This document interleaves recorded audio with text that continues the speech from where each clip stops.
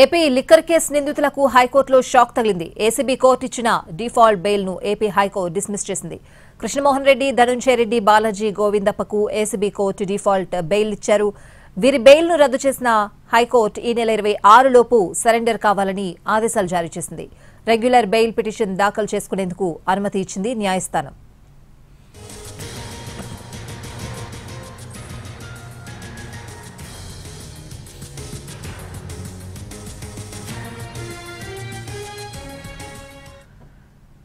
AP liquor case నిందితులకు హైకోర్టులో shock తగిలింది. ఏసీబీ కోర్టు ఇచ్చిన డిఫాల్ట్ బెయిల్ ను ఏపీ హైకోర్టు డిస్మిస్ చేసింది. ఇదే అంశానికి సంబంధించిన పూర్తి అప్డేట్స్ అడిగి తెలుసుకుందాం.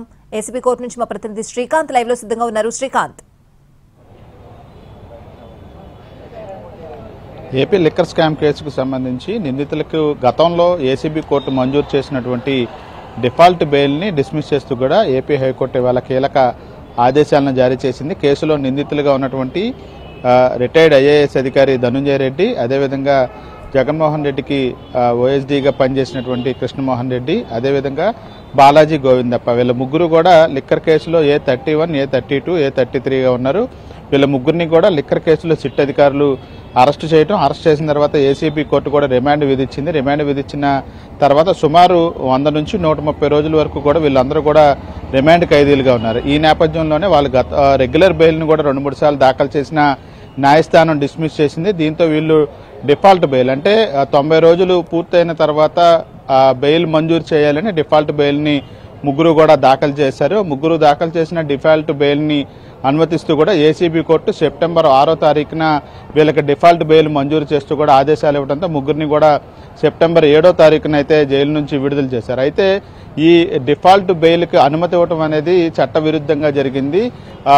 ఏదైతే కారణాలు డిఫాల్ట్ బెయిల్ మంజూరు చేయడానికి కారణాలు ఏసీబీ న్యాయమూర్తి ఏదైతే చూపించారో అవన్నీ కూడా న్యాయబద్ధంగా లేవు అనే విషయాన్ని తెలియజేస్తూ కూడా సిట్ అధికారులు ఏపీ హైకోర్టులో ఈ 3 డిఫాల్ట్ బెయిల్ను కూడా డిస్మిస్ చేయాలి, రద్దు చేయాలని కూడా ఒక పిటిషన్ దాఖలు చేశారు. ఆ పిటిషన్ మీద హైకోర్టు సుదీర్ఘ విచారణ జరిపింది. విచారణ జరిపిన తర్వాత తీర్పును కూడా రిజర్వ్ చేసి ఇవాళ దానికి సంబంధించిన ఆదేశాలని జారీ చేసింది. ముగ్గురు నిందితులు అటు ధనుంజయ రెడ్డి, కృష్ణమోహన్ రెడ్డి, బాలాజీ గోవిందప్ప ముగ్గురు డిఫాల్ట్ బెయిల్ రద్దు చేస్తూ వీళ్ళు ఈ నెల 26వ తారీఖు లోపుగా ఏసీబీ కోర్టు న్యాయమూర్తి ఎదుట సరెండర్ కావాలని ఆదేశాలు జారీ చేశారు. అదేవిధంగా రెగ్యులర్ బెయిల్ పిటిషన్ దాఖలు చేయడానికి అవకాశం కూడా కల్పించిన పరిస్థితి. నేపథ్యంలో ఏపీ హైకోర్టు ఇచ్చినటువంటి ఆదేశాల మీద నిందితులు సుప్రీంకోర్టును ఆశ్రయించే అవకాశాలు ఉన్నట్టుగైతే మనకి తెలుస్తూ ఉంది. అయితే ఈ లోపుగా కనుక సుప్రీంకోర్టులో పిటిషన్ దాఖలు చేసుకున్న విచారణకు సంబంధించి పూర్తి స్థాయిలో ఆదేశాలు రావడానికి కొంత